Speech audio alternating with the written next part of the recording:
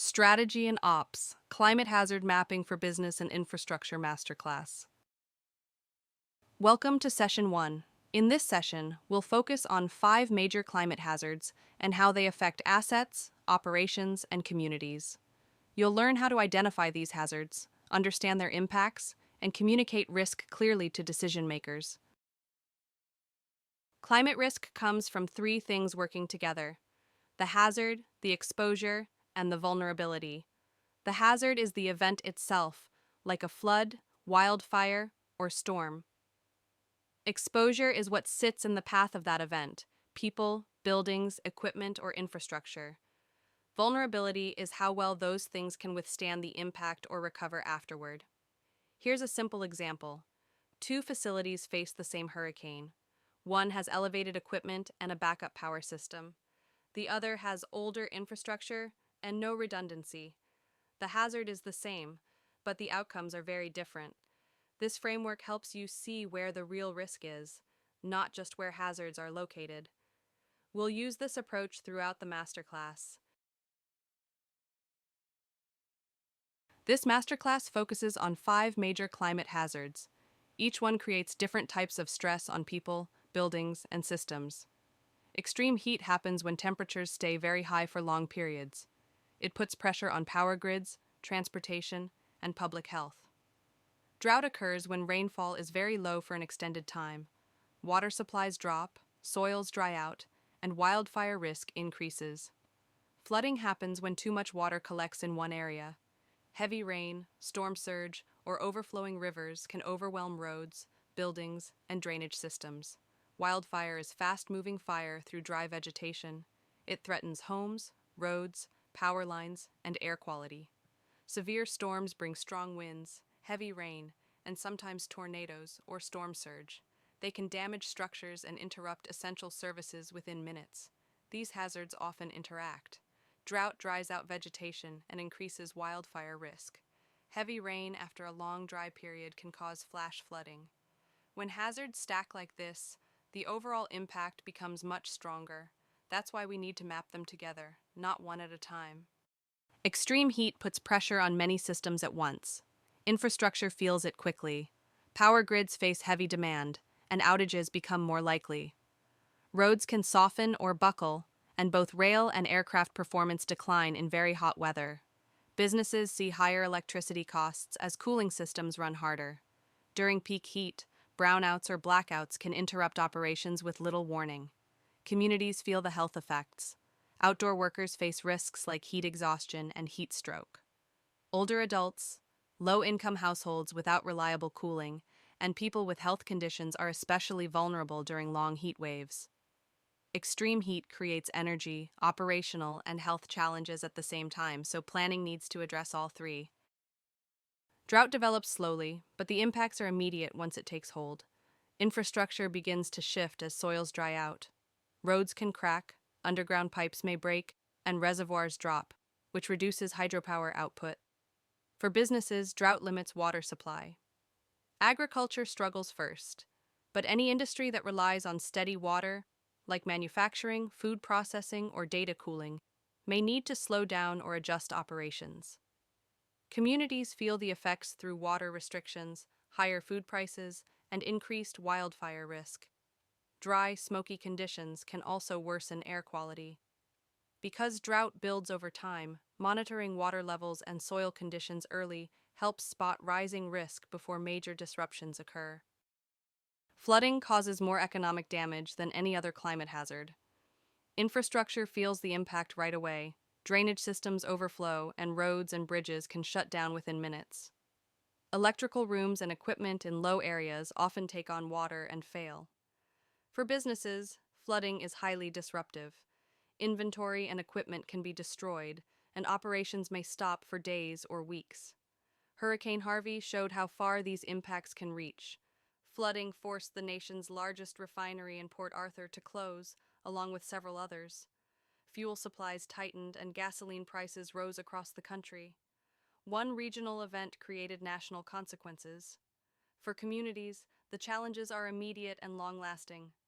Many households don't have flood insurance, especially outside official flood zones.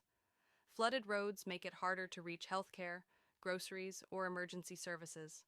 Flooding hits fast and can take a long time to recover from, which makes advanced planning essential. Wildfires affect far more than the area that burns. Infrastructure is highly vulnerable. Power lines can fail or spark new fires. Roads often close during evacuations. Communication towers may burn, making it harder to send emergency alerts. Businesses feel the impact quickly. Facilities may close, revenue drops, and supply routes are disrupted. There is also real liability risk. For example, PG&E faced over $30 billion in claims after its equipment caused the 2018 Camp Fire. Smoke can halt operations even when the fire is miles away, and insurance costs usually rise after major events. Communities face poor air quality, displacement, and the loss of homes and essential services. Recovery takes time, planning, and reliable support. Severe storms move quickly and can cause major damage in a short time. Infrastructure is usually hit first.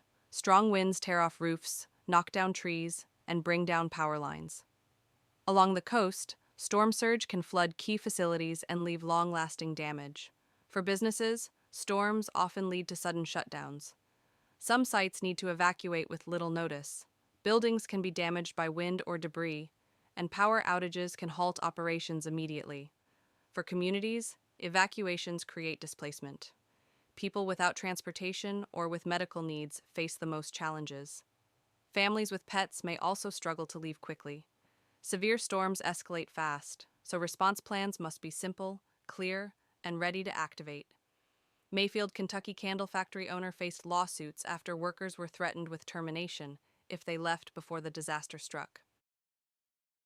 Some places experience worse impacts than others, even when they face the same hazard.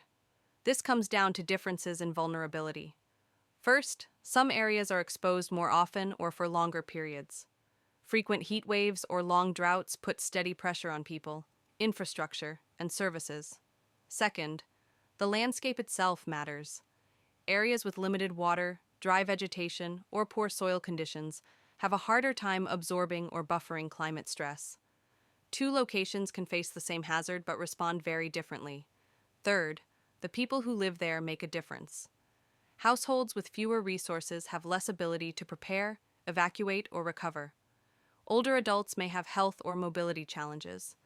People who rely on powered medical equipment face immediate risk during outages. Language or access barriers also affect how quickly people receive help.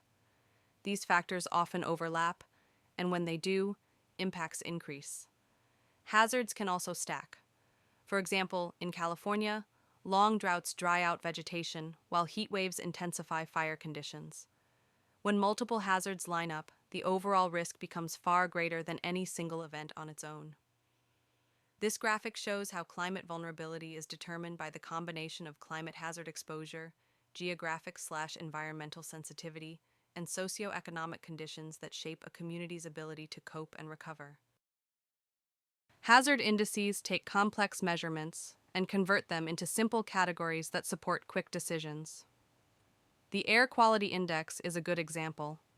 It shows how safe the air is, especially during wildfire smoke events.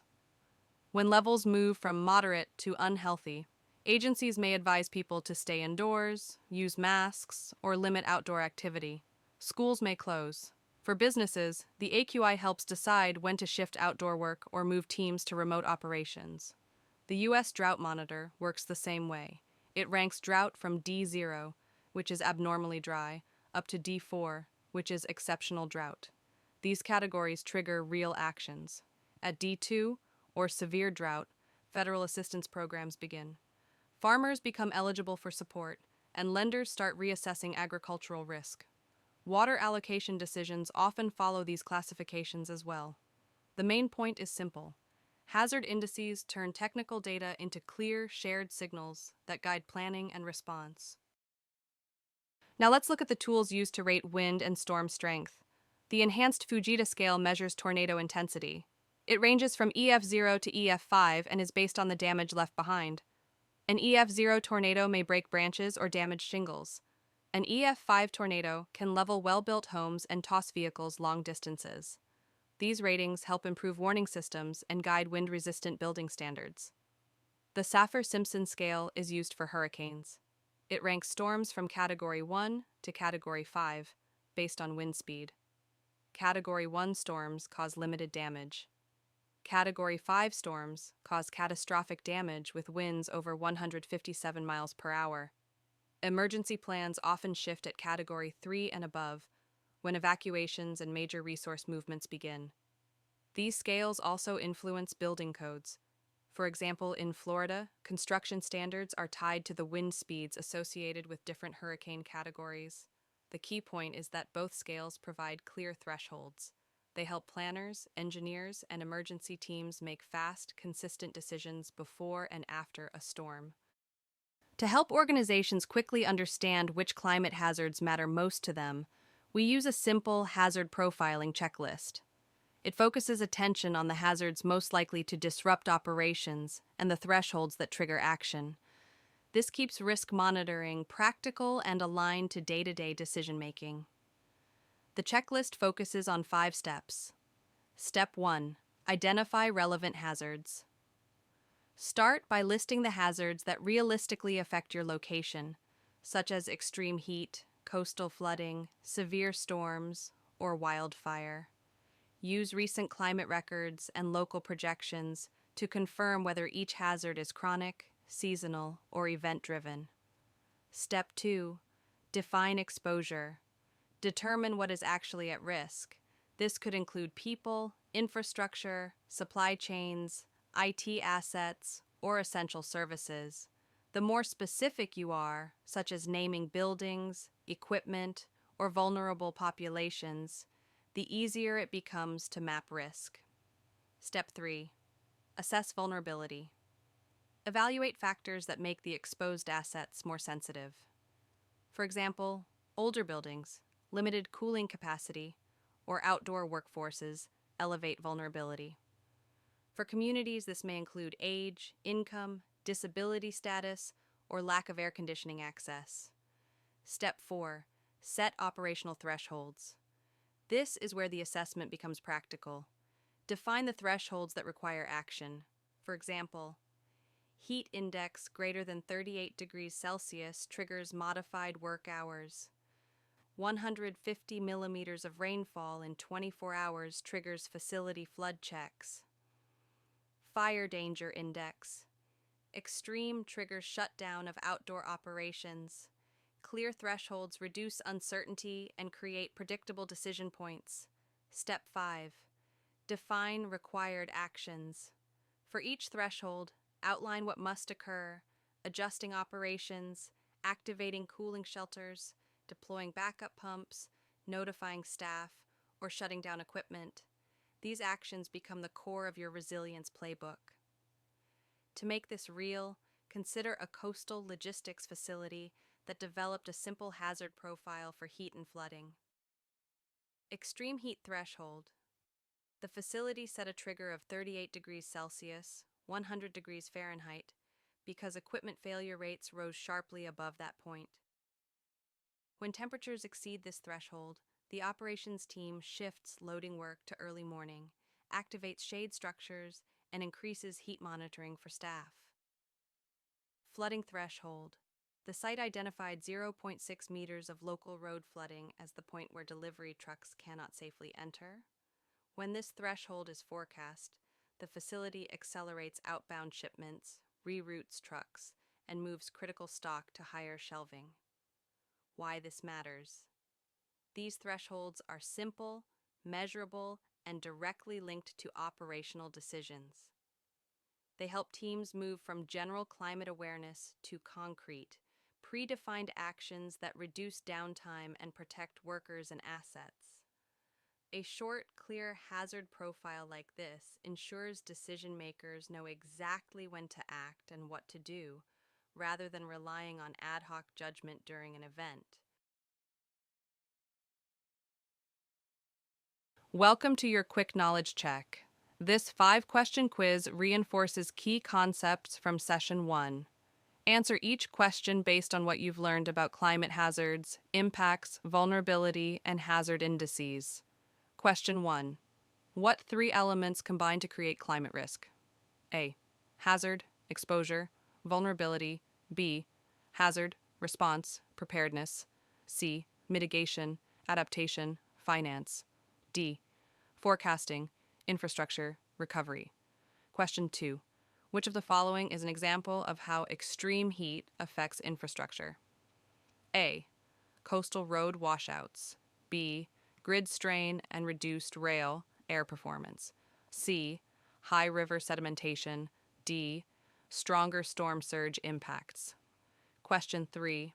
Which community group is especially vulnerable during severe heat or power outages? A. Households with rooftop solar. B. Older adults and people with medical equipment needs. C. High-income households in urban centers.